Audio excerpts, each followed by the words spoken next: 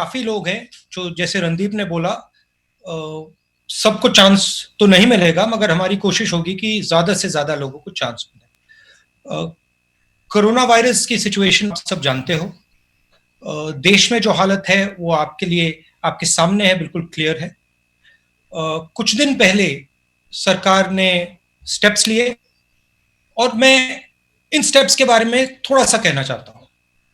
देखिए, पूरा देश कठिनाई में है, लोग भूखे हैं, प्यासे हैं, सड़कों पे चल रहे हैं। जब बच्चों को चोट लगती है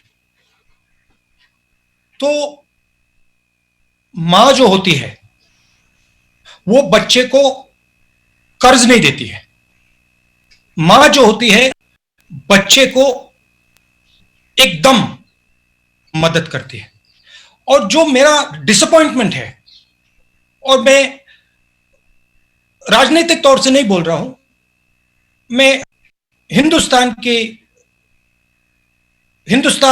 के साइड से बोल रहा हूं, जो पैकेज होना चाहिए वो कर्ज का पैकेज नहीं होना चाहिए। वो डायरेक्ट आज जो जरूरत है किसानों के जेब में, मजदूरों के जेब में, जो हमारे माइग्रेंट वर्कर चल रहे हैं उनके जेब में एकदम पैसे डालने की जरूरत है। और मैं आज भी विनती करता हूं, सरकार से विनती करता हूं कि आप कर्ज जरूर दीजिए, मगर भारत माता को अपने लिए सरकार का काम नहीं करना चाहिए। भारत माता को अपने बच्चों को एकदम पैसा दे, क्योंकि आप पैसे की जरूरत है। जो माइग्रेंट सड़क पे चल रहा है उसे कर्ज की जरूरत नहीं है, उसे जेब में पैसे की जरूरत है। जो किसान तड़फ रहा है उसको कर्ज की जरूरत नहीं है, उसे पैसे की जरूरत है, और पैसे की कोई कमी नहीं है। तो ये एक मेरा मेन मैसेज था, राजनीतिक मैसेज नहीं है। क्योंकि मैं ये इसको इसलिए बोल रहा हूं क्योंकि अगर हमने, देखिए, जब मां अपने बेटे को पैसा देती है उसके दो कारण होते हैं। सबसे बड़ा कारण प्यार होता है कि मां बाप अपने बच्चों को प्यार करते हैं, और फिर दूसरा कारण होता है बच्चा माता और पिता का भविष्य भी होता है। ये जो लोग आज तड़प रहे हैं, ये जो लोग आज सड़क पे भूखे प्यासे चल रहे हैं, ये हिंदुस्तान के भविष्य हैं। और ये हमारे भाई हैं, ये हमारी बहनें हैं, ये हमारे माता पिता हैं। इनको हमें पूरा समर्थन करना है, और सिर्फ सरकार को नहीं। मैं आपको, रिपोर्टर्स को धन्यवाद करना चाहता हूं। खड़े हुए, और आपने जो हिंदुस्तान में हो रहा है, जो सड़कों पे हो रहा है, हाईवेज पे हो रहा है, वो आपने पूरे देश को दिखाया। तो आपने भी ये अच्छा काम किया। हमारी भी जिम्मेदारी बनती है, ऑपोजिशन की भी जिम्मेदारी बनती है, सरकार की भी जिम्मेदारी बनती है। हम सबको एक साथ काम करना है। मगर मैं विनती करता हूं कि आज जो हमारी जनता है, जो गरीब जनता है, उनको पैसे की जरूरत है। और नरेंद्र मोदी जी को मैं प्यार से बोल रहा हूं कि इस पैकेज को रिकंसिडर करना चाहिए, और इसमें डायरेक्ट ट्रांसफर की जो हमने बात की थी, सीधा का सीधा बैंक अकाउंट में पैसा डालने की जो बात की थी, 200 दिन की नरेगा की जो बात की थी, किसानों को डायरेक्ट पैसा देने की जो बात की थी, उसके बारे में नरेंद्र मोदी जी सोचें। क्योंकि ये जो लोग हैं, ये हमारा भविष्य है। इन्हीं लोगों ने हिंदुस्तान को खड़ा किया है। और मैंने सुना है कि पैसे ना देने का कारण रेटिंग्स की बात है। कहा जा रहा है कि अगर हमने आज थोड़ा डेफिसिट बढ़ा दिया तो जो बाहर की एजेंसीज हैं वो हिंदुस्तान की रेटिंग डाउन कर देंगे और हमारा नुकसान होगा। और मैं प्रधानमंत्री जी से प्यार से कहना चाहता हूं कि हमारी जो रेटिंग है वो हिंदुस्तान बनाती है। हमारी जो रेटिंग है उसको हमारे किसान बनाते हैं, मजदूर बनाते हैं, छोटे बिजनेस वाले बनाते हैं, बिग बिजनेस वाले बनाते हैं। आज उनको हमारी जरूरत है, उनको पैसे की जरूरत है। रेटिंग के बारे में आज मत सोचिए, विदेश के बारे में आज मत सोचिए, आज हिंदुस्तान के बारे में सोचिए। और इनको एकदम आप पैसा दीजिए, और फिर देखिए जैसे ही ये लोग काम करना शुरू करेंगे, रेटिंग बिल्कुल सही हो जाएगी, कोई प्रॉब्लम नहीं आएगी रेटिंग। हमें हिंदुस्तान के दिल को देखकर डिसीजन लेना है, विदेश को देखकर डिसीजन नहीं लेना है। तो ये मेरा मेन शुरुआत का मैसेज था। अब आप सवाल पूछिए। Thank you sir. मैं सबसे पहले उत्तर प्रदेश से, अच्छा, दो चीजें मैं कहना चाहता हूं, और थोड़ा मैं शायद अंग्रेजी में भी बोल दूं कि जो मेरे साउथ के जो मित्र हैं उनको भी थोड़ा वो भी इसको प्रयोग कर सकें। Randeep, it's okay, should I speak in English? Absolutely, sir. For our friends from South India, there was a demand, sir. India is in a crisis, and everybody is in a crisis. Small businesses are in a crisis. They are future employment. Farmers are in a crisis. Laborers are in crisis. And our people, it is heartbreaking to see our people, millions of our people, walking on the highways with no food, no water.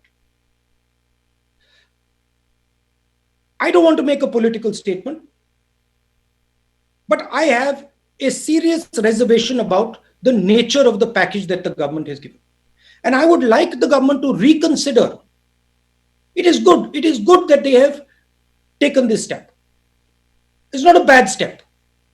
But the most important thing right now is that we put money directly into the hands of our poor people. Rahul Gandhi यहाँ press conference कर रहे हैं, वो reporter से तमाम सवाल लेंगे और जवाब भी देंगे। फिलहाल उन्होंने ये कहा है कि सरकार को डायरेक्टली मजदूरों और गरीब किसानों को पैसे ट्रांसफर करने चाहिए थे, ना कि उन्हें कर्ज के रूप में राहत पैकेज का ऐलान करना चाहिए था। यहाँ पर वक्त एक छोटे से ब्रेक का है। ब्रेक के बाद देखिए, यूपी सरकार ने एनपीआर पर लगाई रोक।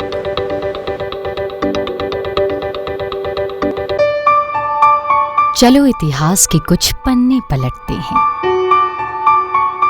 चलो उस दौर में कुछ दूर चलते हैं। हो बात ग्वालियर की या हो कहानी मुमताज की,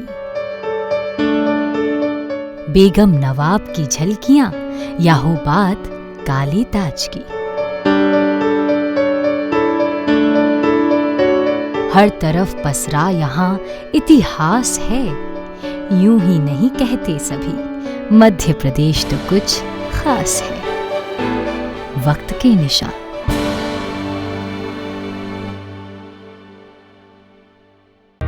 सपने सच तब होंगे जब आप सपने दिखना शुरू करेंगे। ये शब्द हैं उस शख्सियत के जिसके सपनों ने दी इस देश को एक नई उड़ान, डॉक्टर APJ अब्दुल कलाम। और ऐसे ही हर स्टूडेंट के सपने पूरे करेंगे हम, under best guidance of expert faculty team. Admission open in science and technology, humanities, social science, arts and sports. Doctor APJ Abdul Kalam university, Indore.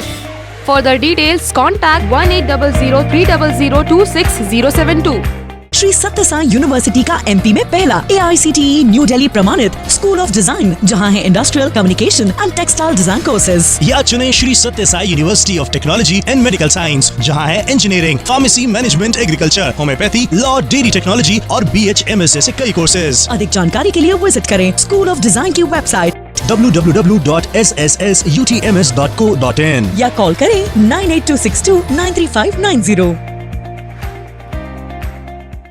Stream कोई भी हो, बेस्ट करियर ऑप्शन के लिए है Bhabha university. Best faculty, world class infrastructure, scholarships, hi tech labs, 27 acre of lush green campus, hostel facility, admissions open for engineering, pharmacy, dental, computer application, management and agriculture.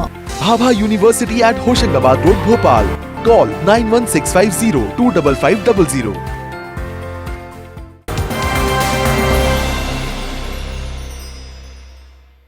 आइए एक बार दोबारा रुक करते राहुल गांधी के प्रेस कॉन्फ्रेंस का। We have to, when we open the lockdown, we will have to open the lockdown and we will have to make a transition. It is very important that we open the lockdown intelligently and carefully without sacrificing the vulnerable people. We cannot sacrifice our old people. We cannot sacrifice our people who have diabetes, heart disease, hypertension, kidney disease. We have to protect them. And it is the primary duty for everybody to do that.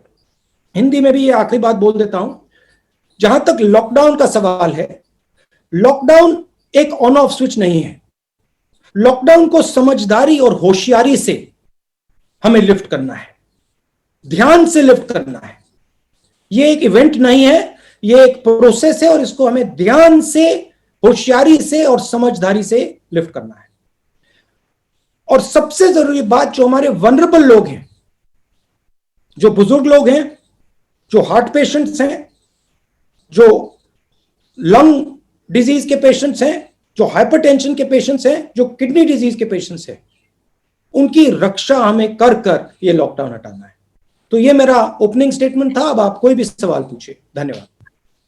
बहुत बहुत शुक्रिया sir. Sir, Shri केसी वेणुगोपाल जो general secretary है ICC organisation है, he has also joined you. We welcome him also to this special press conference.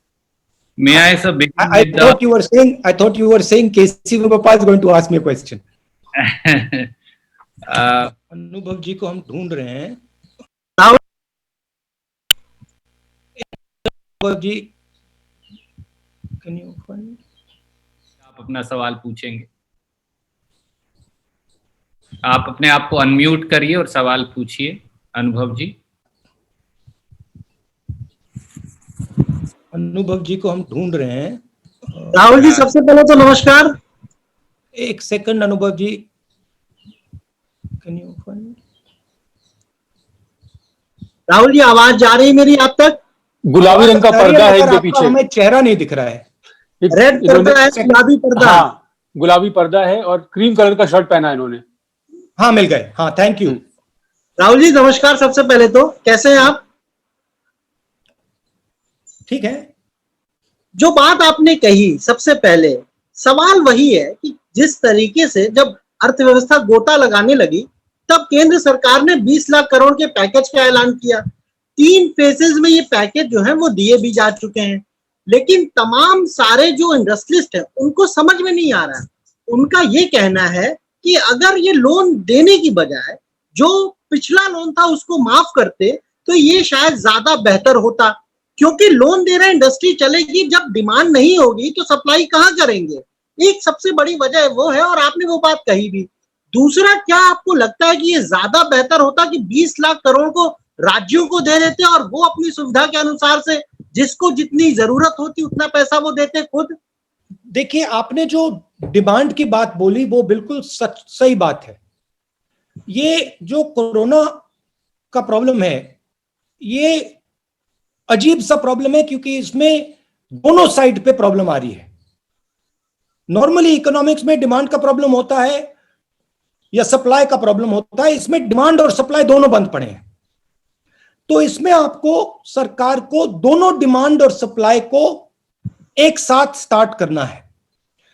इस package में कर्ज की बात की है, मगर इस कर्ज से जो आपने बात बोली, डिमांड शुरू नहीं होने वाला है, क्योंकि जब तक लोगों के जेब में पैसा नहीं होगा वो चीजें नहीं खरीद सकते हैं.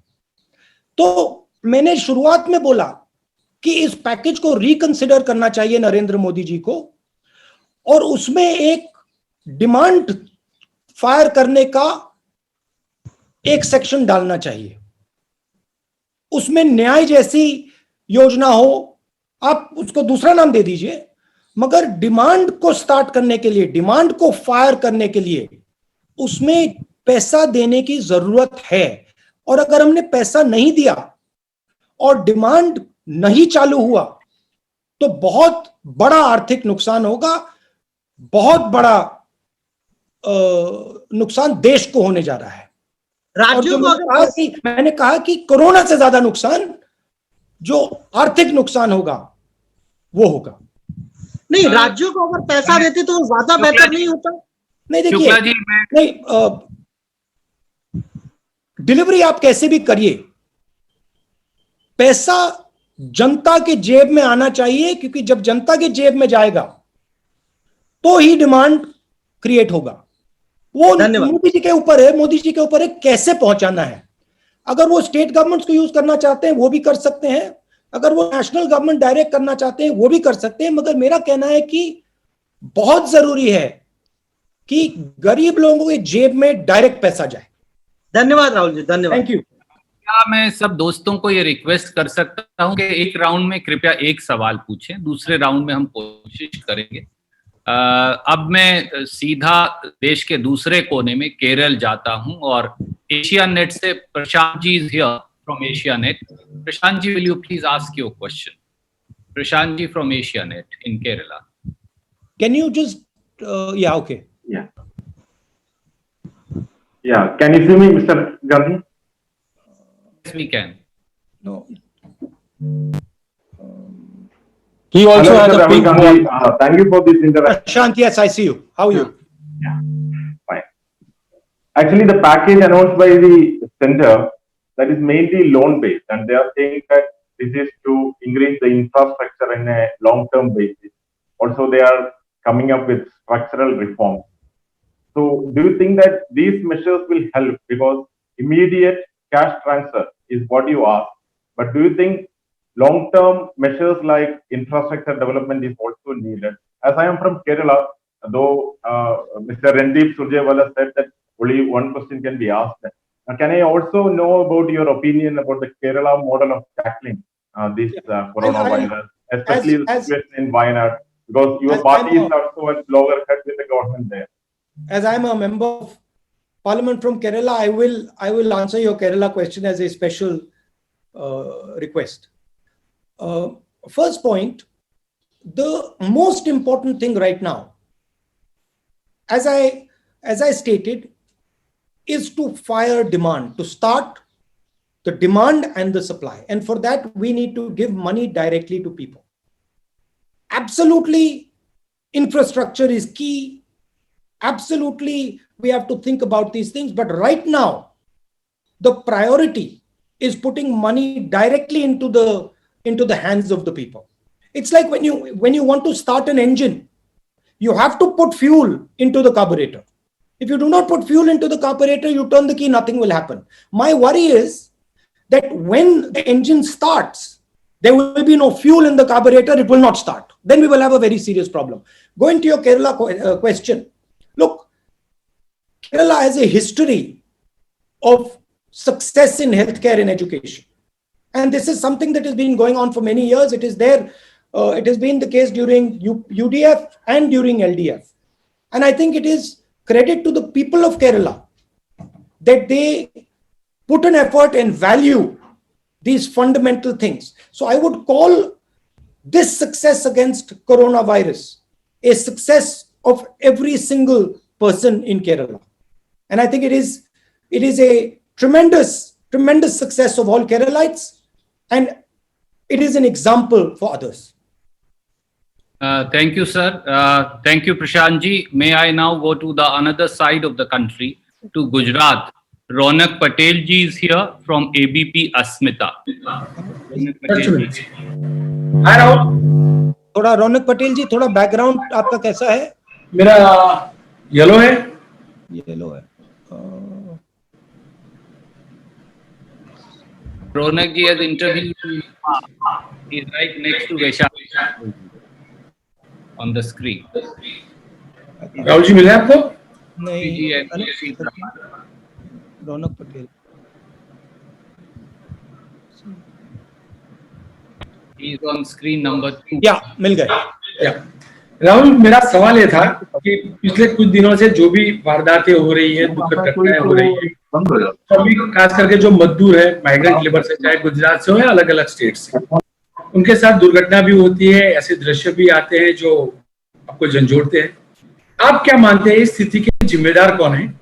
उससे जुड़ा मेरा सवाल है कि आपको लग रहा है कि अलग अलग जो स्टेट है उनके बीच में कहीं ना कहीं कोऑर्डिनेशन की कमी है, चाहे गुजरात से मध्य प्रदेश हो, गुजरात से राजस्थान हो, गुजरात से महाराष्ट्र हो, महाराष्ट्र से और स्टेट हो, और क्या इस मुद्दे पर कांग्रेस ने कभी सरकार से सलाह मशवरा किया?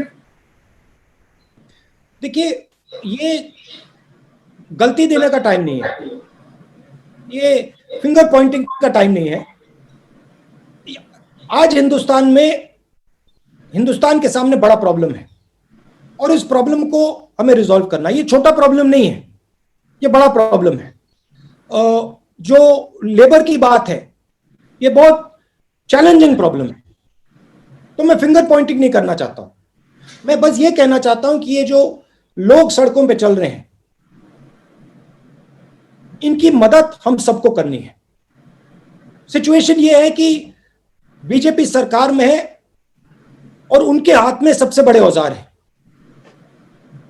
तो उनको उनकी ज्यादा जिम्मेदारी बनती है। हम ऑपोजिशन में, हमारा भी काम है, हमारा संगठन है, हमारा भी काम है, और जॉइंटली एक काम सबको करना पड़ेगा। स्टेट्स की कोऑर्डिनेशन में कोई कमी रह सकती है, मगर उसको रिजॉल्व करना है। हम ये नहीं कह सकते कि हाँ भैया मध्य प्रदेश और इसके बीच में कोऑर्डिनेशन की कमी है, वो बात छोड़िए, रेजोल्यूशन की बात करते हैं, आगे बढ़ते हैं। और जो आंधी आने वाली है, क्योंकि आने वाली है, वो जो चैलेंज है उसको हम एक साथ मिलकर कन्फ्रंट करें। Thank you, Ronak ji. May I now go to another part of the country, to Assam. From Parag News, Pranoy Bordoloi ji, please come in. Yeah, hello. Can you hear me? Yes, I can hear you. Yeah, good afternoon, Nadir ji. Rahul ji. My question is same thing. The migrant issue is a big issue in India, and Assam is also no exception. So lakhs of people from Assam, they are stranded in different parts of the India.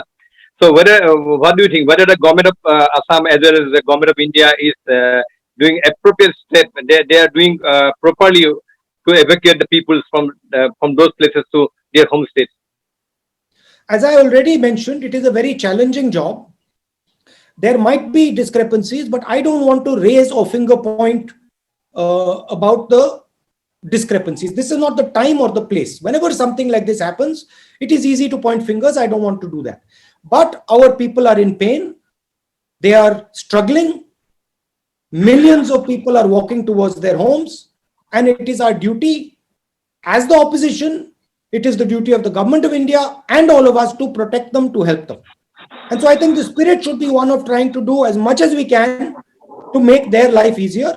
And I think it is fundamental that we give direct money to them. It is very important that we get at their most difficult time in their life. They are not going to have a more difficult time than this. It is important that we are holding their hand and that they understand and that they believe that India is holding their hand and India is not going to let them down. And I commend my friends in the media for showing the tragedy that is unfolding, because if you had not shown the tragedy that is unfolding, we would not be able to build the type of pressure that we are building. Thank you, sir.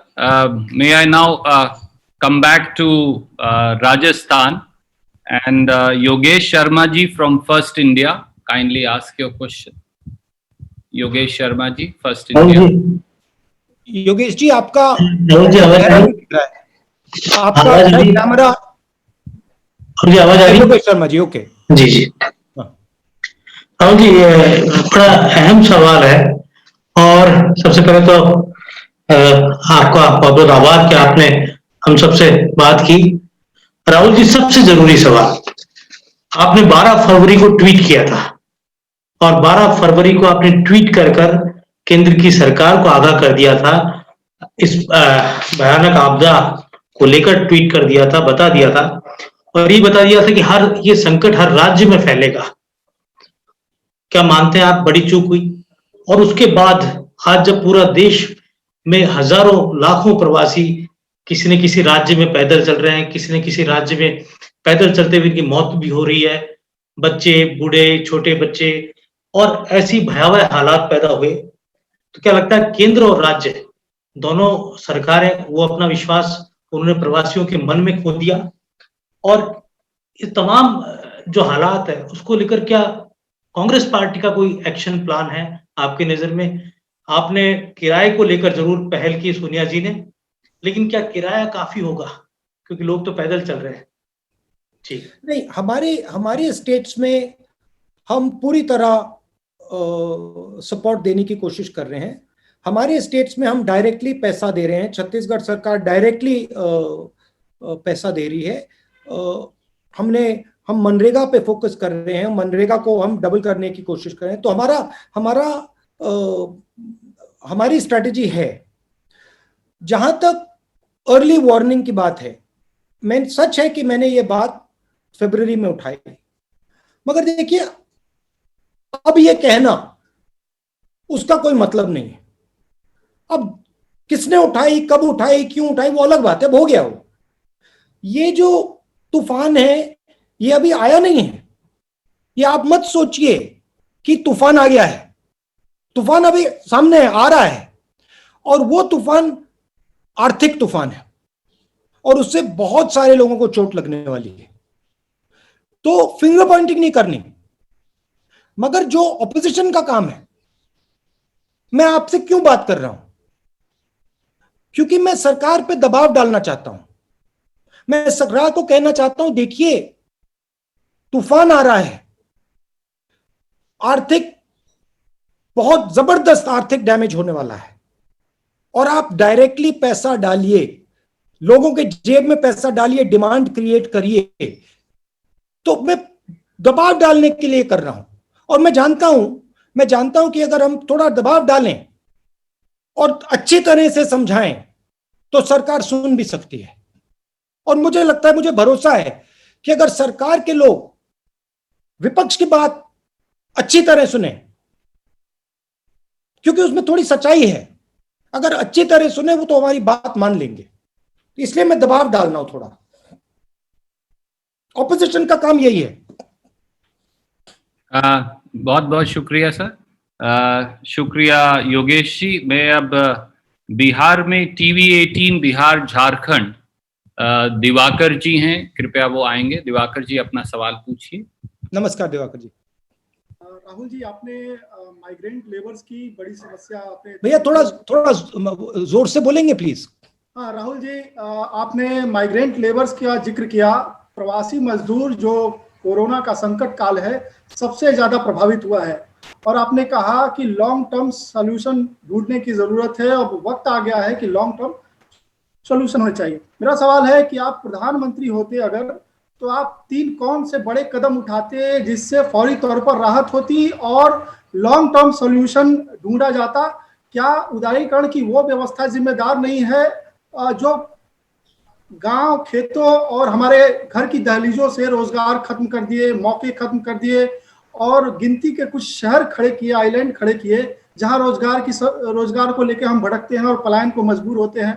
और देश का पूर्वी हिस्सा खास तौर पे बड़ी तादाद में प्रवासी मजदूर आते हैं, चाहे बिहार हो, यूपी हो, झारखंड हो, पश्चिम बंगाल हो, उड़ीसा हो, यहाँ रोजगार क्रिएट होते।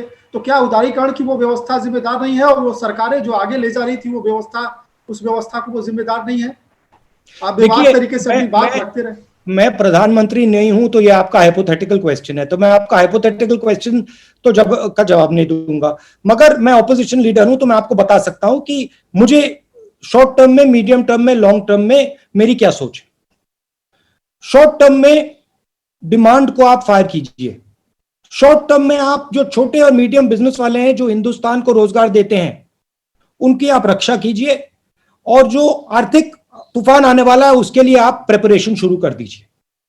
मेडिकल साइड से जो हमारे बुजुर्ग लोग हैं, जो हाई रिस्क लोग हैं, उनको आप प्रोटेक्ट कीजिए। ये हुई बात शॉर्ट टर्म की।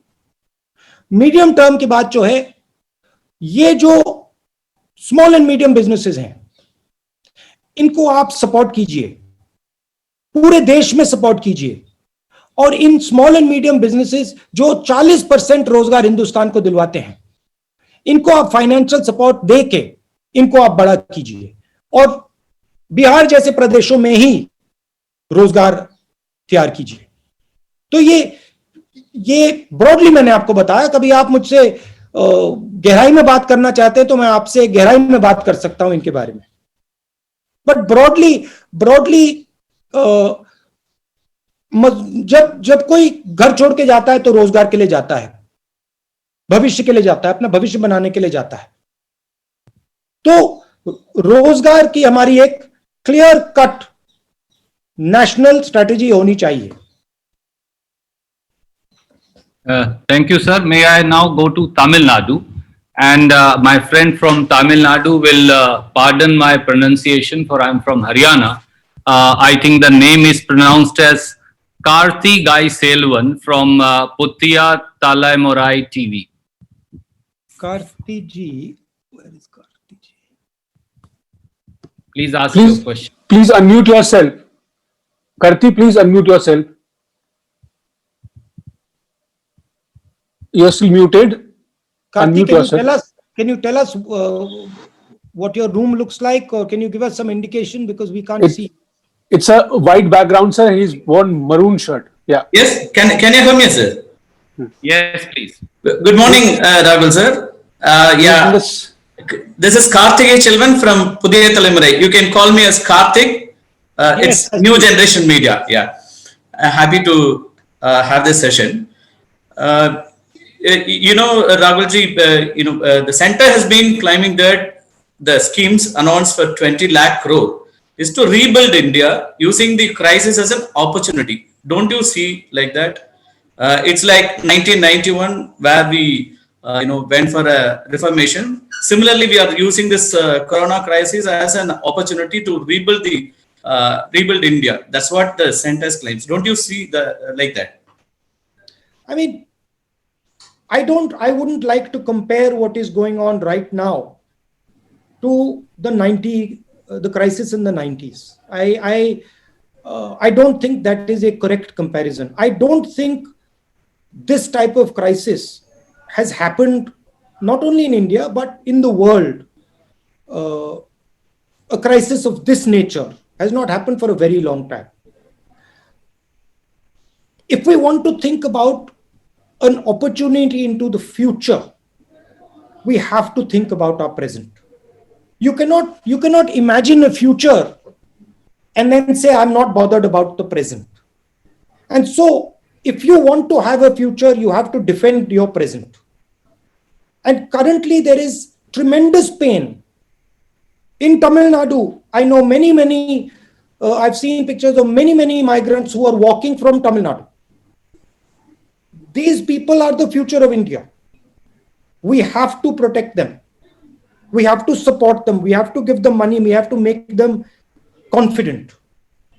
And so, yes, there is a potential for a future transformation, but that will come later. But right now, today, we have to think about what is going to happen to all our old people. We have to think what is going to happen to our people who have heart disease, who have lung disease. And we have to protect them. Okay. Thank you. Thank you, sir. May I now request Mukesh Rajput ji from Khabre Abhi Tak, Haryana and Himachal to ask his question. Mukesh Rajput ji. Mukesh Rajput ji, you have to unmute yourself. जी शुक्रिया सुरजेवाला जी। राहुल जी नमस्कार। मैं आपको याद दिलवाना चाहूंगा, आप ही के पिताजी कहा करते थे कि सरकार जो पैसा देती है, 1 रुपया देती है तो 15 पैसे आम आदमी तक पहुंचते हैं। और आज की तारीख में ये जो परसेंटेज बढ़ा है, घटा है, क्योंकि सरकार हमेशा ही सहायता करना चाहती है, लेकिन जिस तक वो सहायता पहुंचनी चाहिए वो सहायता पहुंचती 15% थी जब कांग्रेस का शासन था। आज कितना पहुंचती है, एक तो मैं ये जानना चाहूंगा। और जिस तरीके से ये जो कोरोना वायरस की महामारी पूरी दुनिया में फैली है, तो उस वक्त जब लॉकडाउन का फैसला लिया गया, क्या वो सही फैसला था, या फिर आज जिस तरीके से जो चौथा चरण इसका आने वाला है और उसमें तमाम जो चीजें हैं उनको खोलने के प्रयास किए जा रहे हैं क्योंकि अर्थव्यवस्था के लिए जरूरी है।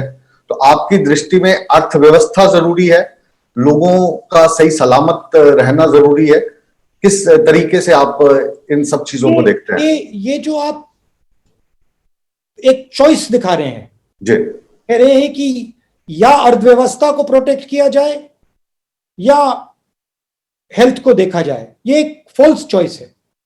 ऐसी कोई चॉइस नहीं है। हिंदुस्तान काफी इंटेलिजेंट देश है।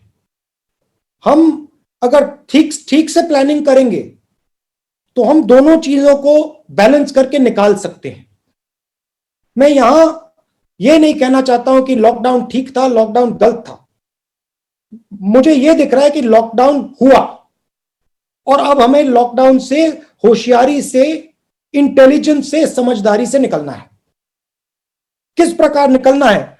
ना हमें इकोनॉमी को सैक्रिफाइस करना है, ना हमें अपने बुजुर्ग लोगों को सैक्रिफाइस करना है। यही तो प्लानिंग होती है। इसीलिए तो प्लानिंग की जाती है कि ये जो कॉम्प्रोमाइजेस होती हैं, ये सही कॉम्प्रोमाइज हम निकाल पाए।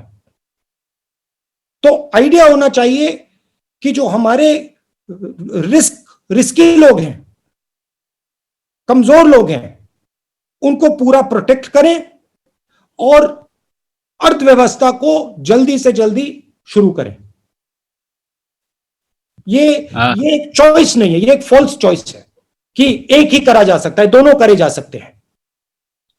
Thank you, sir. May I now request Asif Iqbal ji from Z Salam. Ragna ji, I'm coming to you also. Asif Iqbal ji from Z Salam to come. Rahul ji आदाब, मैं ब्लू शर्ट में हूं और मुझे उम्मीद है जी सर। सबसे पहले तो बहुत मुबारकबाद कि आप लोगों ने इतनी बड़ी पहल की, आपकी मीडिया टीम भी बधाई की पात्र है कि इस तरह की इनोवेशन हुई। राहुल जी, इस वक्त आप जर्नलिस्ट हो गए हैं, आप दो बड़े लोगों से आपने बातचीत की, बहुत सारे सवाल किए, रघुराम राजन जी से और अभिषेक चटर्जी जी से। तो उन दोनों लोगों से आपको क्या पॉइंटर मिला? वो ऐसे कौन से गुरु मंत्र कह ले या तमाम सवालों के आपके जवाब कह ले जो आर्थिक अर्थव्यवस्था को मजबूत करने के लिए उन लोगों ने आपको कुछ पॉइंटर दिए हों? वो पूरा हिंदुस्तान जानना चाहता है। और उसी में छोटा सवाल और कि क्या आपको लगता है, क्योंकि आपने बहुत ही अच्छी बात कही कि मैं इस वक्त कोई सवाल जवाब नहीं करना चाहता, सरकार पे कोई आरोप नहीं लगाना चाहता, मैं बस आगे की मुझे चिंता है, क्योंकि आप बार बार ये बात कह रहे हैं कि आगे तूफान आने वाला है। वो कौन सा ऐसा तूफान होगा जिसके जवाब के लिए आपको जो सजेशन है जो आप केंद्र सरकार को देना चाहते हैं? क्योंकि आपने कहा कि मैं दबाव बनाना चाहता सरकार पे कि सरकार हमारी तमाम सवालों को गंभीरता समझे और जाने और उसका इलाज ढूंढे। तो प्लीज। देखिए, आपका पहला सवाल क्या था? सॉरी सर, दोनों लोगों से आप मुलाकात की, आपने सवाल किए, रघुराम राजन जी और अभिषेक। देखिए, मैं जर्नलिस्ट नहीं बन रहा हूं, तो आपको मतलब घबराना नहीं चाहिए। मैं आपका रोल नहीं अपना रहा हूं। मैं अपने काम में मेरे बहुत सारे लोगों से बातचीतें होती हैं, कॉन्वर्सेशंस होते हैं, और वो बंद ऑफिस में होते हैं, बंद कमरों में होते हैं। मगर कभी कभी वो जो कॉन्वर्सेशंस होते हैं काफी इंटरेस्टिंग होते हैं, काफी गहरे होते हैं, काफी इंटरेस्टिंग होते हैं। तो मैंने सोचा कि क्यों नहीं मेरे जो कॉन्वर्सेशंस होते हैं, जो मेरी जो बातचीत होती है, एक झलक मैं बाहर भी दिखा दूं। क्यों ये सिर्फ मेरे ऑफिस के अंदर या बंद कमरे में रहे, क्यों नहीं मैं थोड़ी एक झलक बाहर दिखा दूं? तो आइडिया ये था। और आपने शब्द प्रयोग किया बड़े आदमी। देखिए, मेरे मुताबिक बड़ा कोई नहीं होता है। ज्ञान सबके पास होता है, समझ सबके पास होती है। तो जरूर हमने रघुराम राजन जी से बात की, जरूर हमने नोबेल लॉरिएट से बात की, मगर हम आम जनता से भी बात करते हैं, हम किसानों से भी बात करते हैं, हम मजदूरों से भी बात करते हैं। तो ये भी कॉन्वर्सेशन जो होते हैं, ये भी हम आपको दिखाएंगे, घबराइए मत। मैं सिर्फ जो बंद कमरे में मुझे सुनाई दे रहा है, मैं बाहर जनता को एक झलक दिखाना चाहता हूं। तो ये रही पहला सवाल। दूसरा सवाल क्या था? आप म्यूट हो गए हैं सर। सर, ये कि आपने कहा कि मैं सरकार पे दबाव डालना चाहता हूं, मैं बताना चाहता हूं कि सरकार हमारे तमाम सवालों के जवाब दे। तो वो ऐसे कौन से बड़े सवाल हैं या सजेशन हैं जो आपको लगता है केंद्र सरकार को इस वक्त देना बेहद जरूरी है? वो मैंने 2-3 बार बोला, और मैं प्यार से दबाव डालना चाहता हूं। मैं सजेशन दे रहा हूं, मुझे भरोसा है कि सरकार इनको कंसिडर करेगी, क्योंकि जो मैं बोल रहा हूं वो सिर्फ एक व्यक्ति नहीं बोल रहा है, बहुत सारे लोगों से मैंने बात की है, मजदूरों से मैंने बात की है, इकोनॉमिस्ट से मैंने बात की है, कैप्टन्स ऑफ इंडस्ट्री से बात की है, छोटे बिजनेस वालों से बात की है। और जो मैं कह रहा हूं, डिमांड क्रिएशन की जो बात की, सीधा पैसा डालने, बैंक अकाउंट में पैसा डालने की बात की, ये सिर्फ मेरी सोच नहीं है, ये बहुत सारे लोगों की सोच है और मैं उस सोच को आगे रख रहा हूं। और मुझे पूरा भरोसा है कि इस बात को नरेंद्र मोदी जी गंभीरता से लेंगे, इसको नरेंद्र मोदी जी करने की कोशिश करेंगे। Thank you sir. मेन बात है कि जो इकोनॉमी है, उस इंजन को, जैसे इंजन को प्राइम किया जाता है, कार्बोरेटर में फ्यूल डाला जाता है, उस इंजन को एकदम प्राइम करने की जरूरत है, एकदम इंजन में फ्यूल डालने की जरूरत है और आज करने की जरूरत है। Thank you sir. May I now go to Karnataka, to TV9, our friend Ranganath Bhardwaj ji. Ranganath ji is right here. Can you please ask you first unmute yourself, sir? Ranganath ji, you are not unmuted. सुन रहे राहुल जी, नमस्कार। नमस्कार। Blue background, black shirt. Got found you. Can I have some water, please? Yeah. तो मैं कर्नाटक से बात कर रहा है। कर्नाटक का आपको पता ही है, आपका माताजी बल्लारी में जीत गया था एंड इंदिरा गांधी जी को टर्न दिया है चिक्कमगलूर, वो कर्नाटक का। पहला बात यह है, मैंने कोरोना के बारे में, सेंट्रल के बारे में एंड आर्थिक स्थितिगति के बारे में मैंने बात नहीं करना चाहता है, क्योंकि आपका व्यूज जो है आपने शेयर किया है हमारे साथ। मैं सिर्फ राहुल जी के बारे में, स्टेट कांग्रेस के बारे में एंड ओवरऑल कांग्रेस का स्थितिगति के बारे में मैंने बात करना चाहता है। मुझे सिर्फ 3 मिनट दीजिए, 3 मिनट। रणदीप जी, 3 मिनट विदाउट डिस्टर्बेंस। मैंने भैया, this is a press conference. If you want to बात करना चाहते हैं मुझसे, तो आप बात कर लीजिए। सवाल जवाब का नहीं, बहुत शार्टली मैंने प्रश्न पूछ रहा है आपको। नहीं, क्या है, इंदिरा गांधी जी का एक एग्जांपल देके मैंने आगे निकलूंगा। I will not take more than 3 minutes. It's not required. It's not done, sir. There are 70 people waiting. There are 75 people. Very short. Interrupt you. There are many people. We are trying to. Yes, sir. Very shortly, sir. Give me 2 minutes. Ask your question briefly. Please ask the question. Indira Gandhi ji को एक बिहार का एक village ने turn दे दिया, number 1। And 1999 में कर्नाटक में 5 जन जो शुरू हो गया, कैसे जनता परिवार को दूर रखा एंड कांग्रेस कैसे सबसे पे आया, नंबर 2। नंबर 3, 2013 में बेंगलुरु टू बल्लारी का जो पदयात्रा हुआ सिद्धरामैया एंड डीके का, वो कैसे रिजल्ट दे दिया। मैंने ये एग्जांपल क्यों दे रहा है राहुल जी, लोग का बीच में जो रहते हैं आप लोग, तब रियली आप लोग हीरो बन जाता है।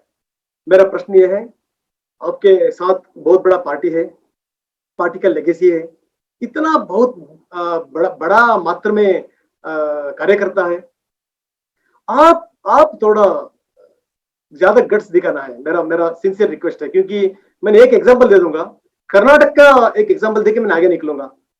डीके शिव कुमार को आपने डीके शिव कुमार को आपने केपीसीसी का अध्यक्ष बना।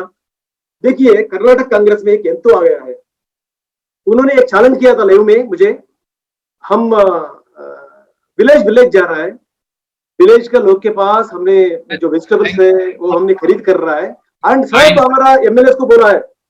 मेरा सिंसियर रिक्वेस्ट ये है राहुल जी, आपके पास सब कुछ है, आप नेता बनना चाहिए, सिर्फ मेरा ये है, अपोजिशन पार्टी का रियल लीडर बनना चाहिए, लोग आपके साथ देगा। Thank you. क्यों आप नहीं कर पाए? Thank you very much. Thank you for your kind suggestions. May I now go to Madhya Pradesh, Bansal TV, Sharad ji, to go ahead and ask his question.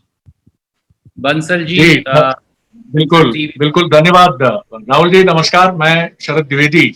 मैं मैरून कुर्ता, बुक सेल्फ पीछे है, maroon kurta आपने देख लिया?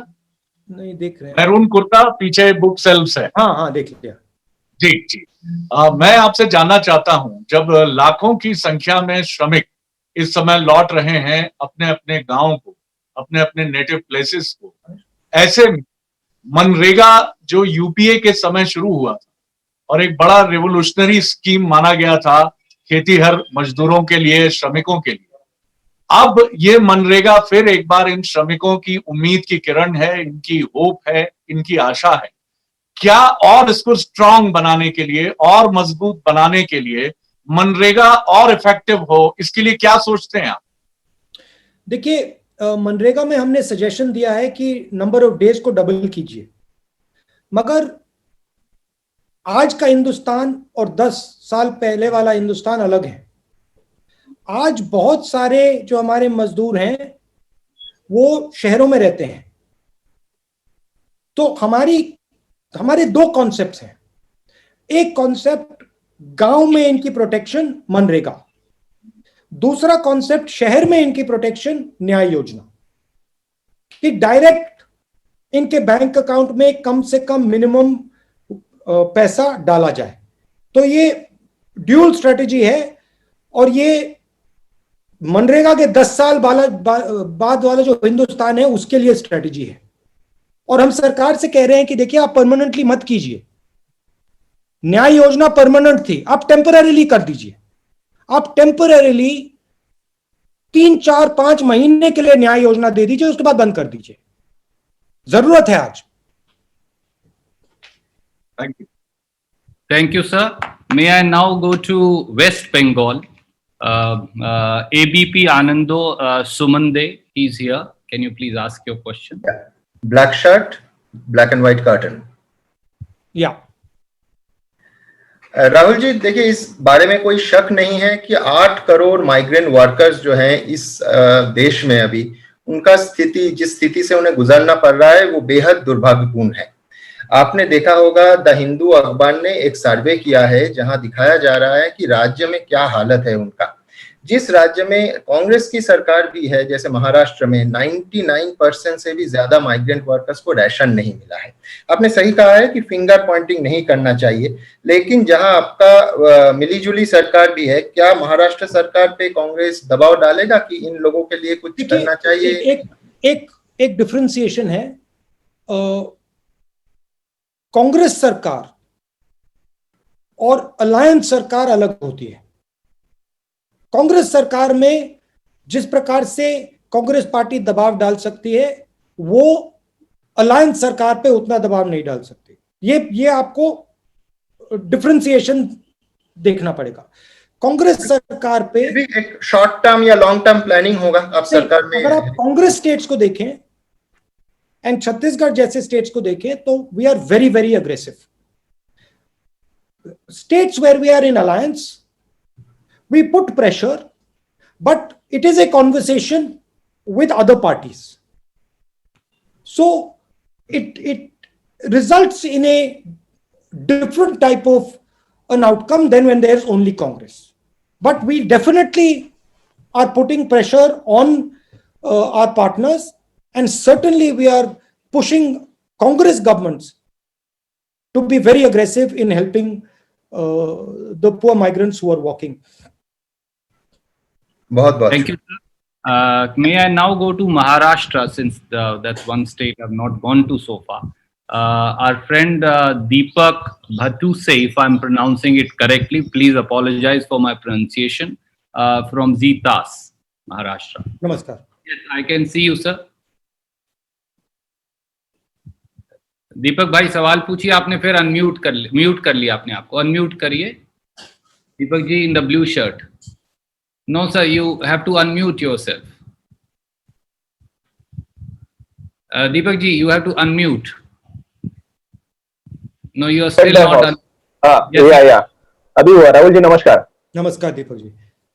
महाराष्ट्र एक सबसे बड़ा state है जहाँ पे इंडस्ट्री सबसे ज्यादा है, इन्वेस्टमेंट सबसे ज्यादा है।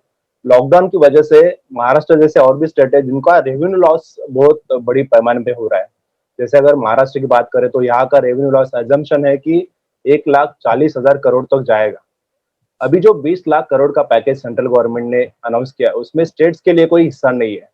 क्या महाराष्ट्र जैसे जो बड़े स्टेट्स है जैसे कोविड का भी प्रभाव यहाँ पे ज्यादा है, उनको ज्यादा से ज्यादा मदद मिले, इसलिए अपोजिशन पार्टी के तौर पे कांग्रेस कुछ सरकार पे प्रेशर बनाएगी। और दूसरा, क्या अब तक जो मदद सरकार से सेंट्रल गवर्नमेंट की तरफ से हो रही है उसमें कुछ भेदभाव आपको दिखाई दे रहा है? जैसे भाजपा शासित राज्य की तरफ ज्यादा ध्यान दिया जा रहा है और जो नॉन बीजेपी स्टेट्स है उनके तरफ थोड़ा निगलिजेंस का दौर है सेंट्रल गवर्नमेंट का, ऐसे कुछ आपको दिखाई दे रहा है? देखिए, आपने कहा कि महाराष्ट्र की मदद होनी चाहिए क्योंकि महाराष्ट्र एक बड़ा स्टेट है। महाराष्ट्र सिर्फ एक बड़ा स्टेट नहीं है, महाराष्ट्र एक यूनिक स्टेट है क्योंकि महाराष्ट्र एक प्रकार से हिंदुस्तान की अर्थव्यवस्था का सेंटर है। तो महाराष्ट्र को बिल्कुल पूरी सपोर्ट मिलनी चाहिए, सब स्टेट्स को मिलनी चाहिए, और जितनी सपोर्ट सरकार स्टेट्स को देगी उतना फायदा होगा क्योंकि वही स्टेट्स ही डिलीवर कर सकते हैं पैसा, स्टेट्स ही लीड कर सकते हैं, कोविड की लड़ाई को लीड कर सकते हैं। सेंटर का काम मैनेजमेंट का काम है, स्टेट का काम ऑपरेशंस का काम है। स्टेट का काम कोविड को की लड़ाई लड़ने का है, सेंटर का मैनेज करने का है। तो जरूर मतलब पूरा समर्थन देना चाहिए। और ये एक कंप्लेंट आ रही है कि सेंट्रल गवर्नमेंट जिस प्रकार से स्टेट्स को पैसा देना चाहिए वो नहीं कर रही है। देखिए स्ट्रैटेजी अलग हो सकती है, उनकी सोच हो सकती है कि नहीं हमें सेंट्रलाइज करके करना है, मेरी सोच है कि सेंट्रलाइज करके बात नहीं बनेगी। तो मुझे लगता है कि स्टेट्स को सपोर्ट देना चाहिए और स्टेट्स के थ्रू काम करना चाहिए। Thank you, sir. I am in the process now winding up the press conference. There are many questions, but I'll still try and take some. May I now request from Andhra Pradesh, our friend Rajashekhar ji from NTV, Chief Editor of NTV, Rajashekhar ji. Please ask your question. Where is it? Rajashekhar ji, will you please unmute yourself?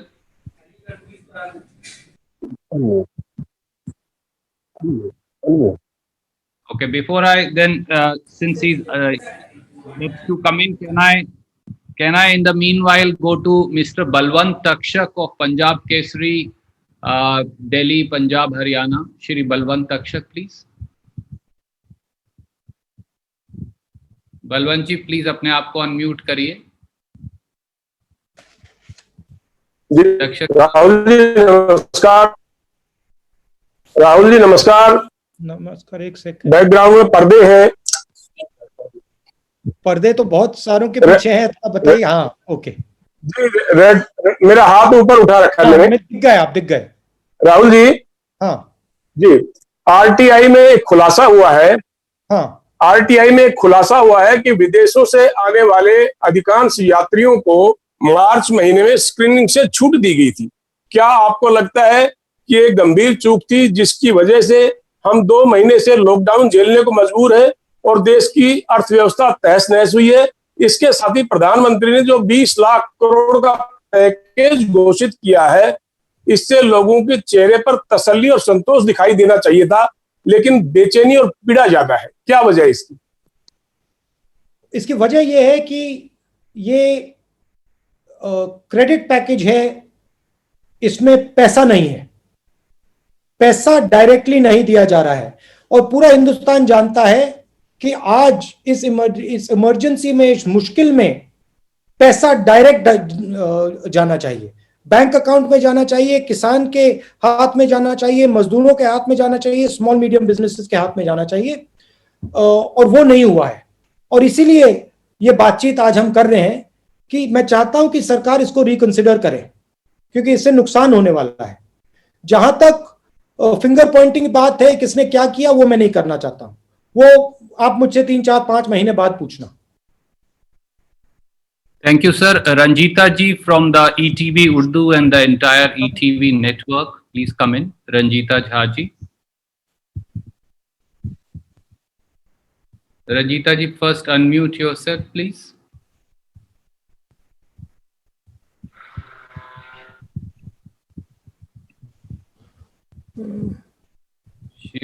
she's right here, but I think she can't hear me, sir.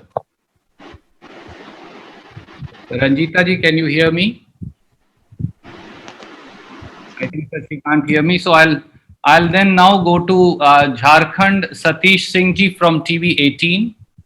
Satish Singh ji, please अपना सवाल पूछिए. Santosh Singh sir. Sorry, Santosh Singh ji from TV 18. Hi Rahul ji. Santosh Kumar ji. Santosh Kumar, yes right. Rahul ji नमस्कार. नमस्कार. मेरा सवाल migrant labourers से है, क्योंकि हमारे स्टेट से लगभग 10 लाख जो रजिस्टर्ड हैं अभी माइग्रेंट लेबरर्स हैं, जो कि अभी आने को वेट कर रहे हैं. ट्रेनें चल रही हैं, कुछ आ चुके, कुछ इंतजार में हैं. लेकिन सवाल ये उठता है कि उनके आने का, ये जो अभी आने का सिलसिला शुरू हुआ, ये आया क्यों सिचुएशन ऐसा? क्या इसको ऐसा नहीं रोका जा सकता था उनको वहां पर क्या उनकी व्यवस्था नहीं की जा सकती थी? क्योंकि उन सब के रहने के लिए वहां जगह थी, उनके पास स्टोव थे, उनके पास खाना बनाने के लिए सब कुछ था. क्या ये जो राशन की व्यवस्था अभी यहाँ सरकार कर रही है, वो वहीं अगर हो जाती तो शायद अभी, क्योंकि झारखंड बहुत ही गरीब स्टेट है, आर्थिक हालत अगर देखें तो यहाँ पर हेल्थ फैसिलिटीज उतने नहीं हैं. अब हमारे लिए बड़ी चुनौती जो है वो अब इनके स्वास्थ्य को लेकर है कि अगर यहाँ कोरोना गांवों तक फैला तो हमारे पास कैसे हम इन्हें बचाएंगे. पहला सवाल तो ये है. दूसरा, आप कह रहे हैं कि डीबीटी, हमारे सरकार ने यहाँ जितने भी लेबरर्स हैं उनके फैमिली को 2000 रुपए ट्रांसफर पर मंथ करने की बात कही है और की भी जा रही है.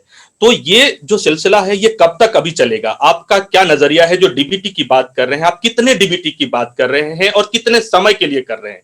तीसरा, क्योंकि लॉन्ग टर्म में डीबीटी बहुत बड़ा सॉल्यूशन बनता नहीं है, तो लॉन्ग टर्म के लिए क्या नजरिया है? क्योंकि ये लेबरर्स जो हैं ये स्किल्ड हैं, इनको क्या हम अपने ही स्टेट में अगर काम की व्यवस्था करें, इसके लिए लेबर रिफॉर्म्स की बात करनी पड़ेगी, इसके लिए कई ऐसे चेंजेस की बात करनी पड़ेगी. देखिए, जो न्याय योजना का कॉन्सेप्ट हमारा था वो लॉन्ग टर्म कॉन्सेप्ट था और हमने कैलकुलेट किया था, बिल्कुल सस्टेनेबल तरीके से वो किया जा सकता था. मगर कोरोना के समय हमने सरकार को एडवाइस किया कि आप टेम्पररीली 3-4-5 महीने के लिए न्याय योजना जैसा प्रोग्राम 50% लोगों को, सबसे गरीब लोगों को आप डायरेक्ट पैसा दीजिए. आइडिया डिमांड को स्टार्ट करने के लिए, और ये किया जा सकता है. ये कोई बहुत महंगी चीज नहीं है. ये 65-70 हजार करोड़ में ये काम किया जा सकता है, हमने कैलकुलेट किया है. जहां तक रोजगार की बात है, मैंने पहले भी बोला, रोजगार स्मॉल एंड मीडियम बिजनेसेस पैदा करते हैं और स्मॉल एंड मीडियम बिजनेसेस को आज प्रोटेक्शन की जरूरत है, पैसे की जरूरत है, सपोर्ट की जरूरत है. जो समझदारी और होशियारी से जो भी हम स्टेप लें, चाहे वो लॉकडाउन लगाने का स्टेप हो, चाहे वो लॉकडाउन हटाने का स्टेप हो, ये एक इवेंट नहीं है, ये बहुत कॉम्प्लिकेटेड प्रोसेस है और हमें इन चीजों को समझदारी और होशियारी से सोच समझ के करना चाहिए. और मैं आगे की बात कर रहा हूं, अभी ये बात खत्म नहीं हुई है. देखिए, अभी लॉकडाउन को खोलने की बात हो रही है. अगर हमने बिना सोचे समझे लॉकडाउन को खोल दिया, नुकसान होगा. मगर खोलना है तो सोच के समझ के लोगों को प्रोटेक्ट करके करना है. माइग्रेंट्स की बात,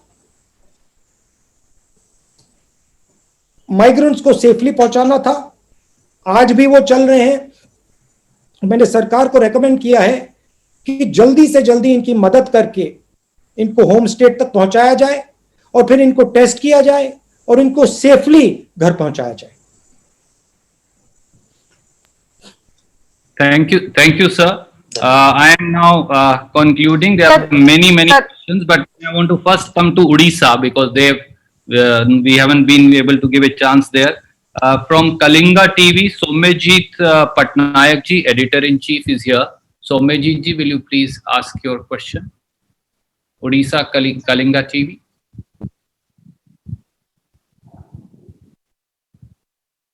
Somajit ji. Can you tell us your background? What is the background? Can you just describe a little bit? मौका है. There is no chance for UP to asking the question. Yes, sir, we are going to come. There will be a chance, sir. I'm just trying to go at least once to every state. Can you please? Sir मेरा phone disconnect हो गया था. मैं अपना सवाल पूछना चाहती हूँ. जी मेरा भी सवाल रहता है. मैं तब से काफी देर से कोशिश कर रही हूँ. Ranjita has come back, Randeep sir, if you want, because Somajit is. Randeep जी मेरा भी एक क्वेश्चन है, प्लीज आप मेरा भी ले लीजिए. राहुल जी मैं रंजीता हूँ न्यूज़ 18 से और मेरा एक सवाल है. और हमारा चैनल छत्तीसगढ़ का चैनल है, हम चाहेंगे उनको चांस मिले.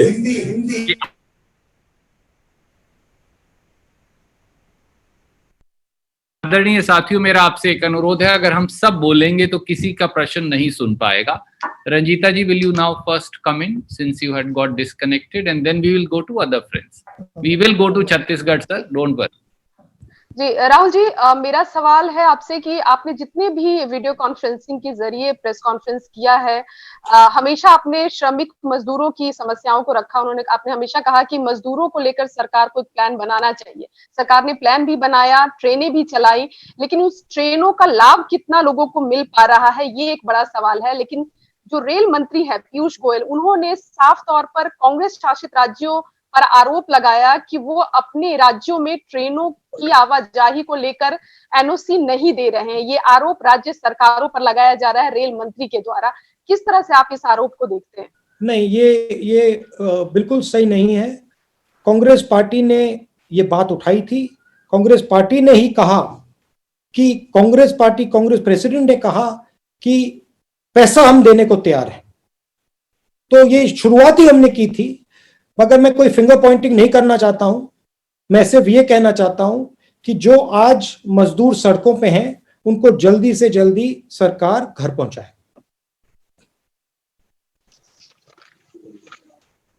Thank you. Shirish Mishra ji from IBC Chhattisgarh. Rahul ji, मैं ब्लू टी शर्ट में हूं और मेरा IBC का लोगो उसमें दिख रहा होगा मेरी ब्लू टी शर्ट में. हाँ, नमस्कार. आपको याद होगा मैंने आपका नीमच में इंटरव्यू किया था 11 मई को, और मुझे ये इस बात का सौभाग्य प्राप्त हो रहा है कि मैं आपसे 1 साल बाद उसी समय बात कर रहा हूँ, लगभग 2 दिन बाद. तो सबसे पहले तो इस बात के लिए बहुत बहुत धन्यवाद कि आपने हमारे राज्य की तारीफ करी, छत्तीसगढ़ की तारीफ की. हालांकि हमारा चैनल मध्य प्रदेश छत्तीसगढ़ का चैनल है. मध्य प्रदेश में भी आपकी गवर्नमेंट अच्छा काम कर रही थी. आपने जिस तरह से बात की थी पहले कि तूफान आने वाला है, फिर आपने बोला सरकार पर दबाव बनाना है. जब मैंने आपसे इंटरव्यू किया था तब आपने बोला था कि प्यार समझाना है. तो आप तो लगातार उनको प्यार समझा रहे हैं, उनको समझ में नहीं आ रहा है. मैं देख रहा हूं कि आप और पोलाइट हो गए हैं. हालांकि आप चाह रहे हैं कि दबाव बनाया जाए उन पर, और हम लोग उसमें साथ में आपकी जो डायरेक्ट ट्रांसफर स्कीम है वो बहुत अच्छी स्कीम है. छत्तीसगढ़ में बहुत अच्छा काम हो रहा है. मैं चाहूंगा कि छत्तीसगढ़ में उस काम को थोड़ा सा और बढ़ाया जाए. और मजदूरों को लेकर जो बात अभी एक और सज्जन ने पूछी है कि वो केंद्र सरकार ऐसा आरोप लगा रही है, और अभी मैंने देखा एक न्यूज चैनल में भी इस बात को लेकर भूपेश बघेल जी को चैलेंज किया गया. तो मैं चाहूंगा कि कांग्रेस इस मामले में एग्रेसिव होके बात को सामने लाए और मजदूर सुरक्षित रूप से पहुंचे. और जो आपने बात की है, तो जिस तरह से सोनिया गांधी जी ने थोड़ा कंक्लूड करिए क्योंकि बहुत सारे साथी और जी सोनिया जी ने जिस तरह से रेल के किराए को लेकर इनिशिएट किया, तो उसके बाद केंद्र सरकार एक्शन में आई. तो क्या सोनिया जी से आप बोलेंगे कि इस बात को लेकर भी वो इनिशिएट करें ताकि फिर केंद्र सरकार एक्शन में आए? देखिए, ये राजनीतिक सिस्टम है. सरकार है, ऑपोजिशन है. हमारा रोल दबाव बनाने का रोल है. हम दबाव नफरत से बना सकते हैं, प्यार से भी बना सकते हैं, अच्छी तरह बोल सकते हैं, गलत तरीके से भी बोल सकते हैं. सोनिया जी से आप बोलेंगे? हमारी चॉइस है कि हम अच्छी तरह बोलें, बिना फिंगर पॉइंटिंग किए बोलें, प्यार से बोलें और उनके सामने रखें. देखिए, हमने 2-3 सुझाव जो दिए थे, पैकेज में 1-2 सवाल एक्सेप्ट किए गए, मगर हमारा जो पैकेज की जो फिलॉसफी थी कि डिमांड और सप्लाई को स्टार्ट करना है, पैसा जेब में देना है और क्रेडिट देना है। वो जो दूसरा पार्ट था जेब वाला इन्होंने नहीं किया, तो हम उस पर थोड़ा प्रेशर बना रहे हैं। छत्तीसगढ़ में कुछ दिन पहले मेरी चीफ मिनिस्टर से बात हुई और मुझे बता रहे थे कि वो डायरेक्टली अब पैसा लोगों के जेब में डाल रहे हैं।